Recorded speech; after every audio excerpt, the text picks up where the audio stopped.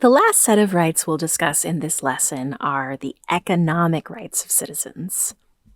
These are the rights that citizens have to control their own property, labor, and working conditions. This includes all of the rights associated with your ability to make money and your ability to own stuff. The most basic of these rights is to acquire, use, transfer, and dispose of property.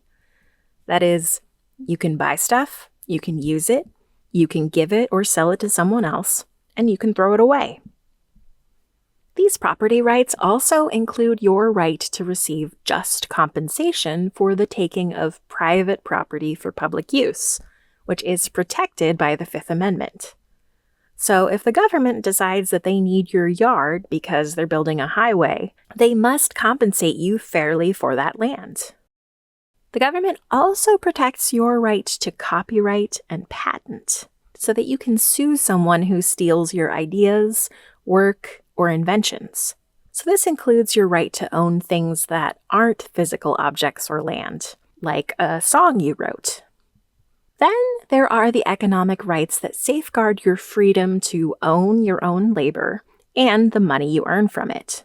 Those include the right to earn a wage, the right to choose your own work and change your employment, and the right to work in safe conditions. Lastly, you have economic rights to associate with and combine your interests with others, such as the right to join labor unions and professional associations to advocate for yourself and for other members of your profession. You can establish and operate a business and enter into lawful contracts with others.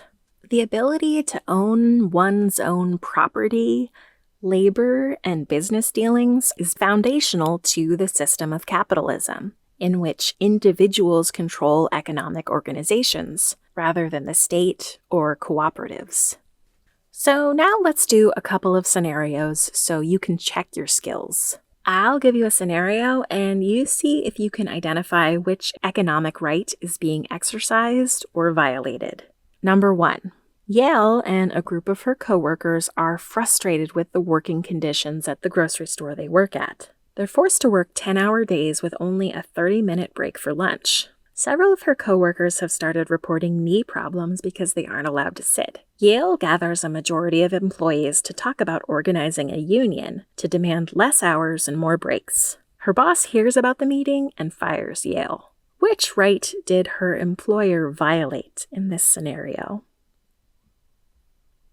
The right to join a labor union.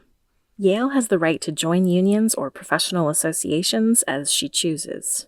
Number 2. One day, a city council member knocks on Ty's door. He tells Ty that the city needs half of his backyard to expand the public park that sits on the other side of Ty's fence. Ty refuses to give the land away, but the city council member tells Ty he doesn't have a choice and that he will receive a check for $50 to repair the fence once they take it down tomorrow. Which right did the city council violate in this scenario? The right to just compensation for the taking of private property for public use. Ty's backyard is worth a lot more than $50. Number 3.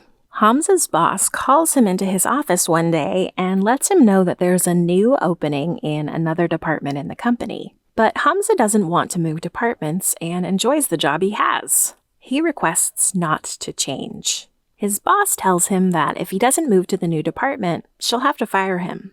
Instead, Hamza quits. He starts looking for a new job immediately.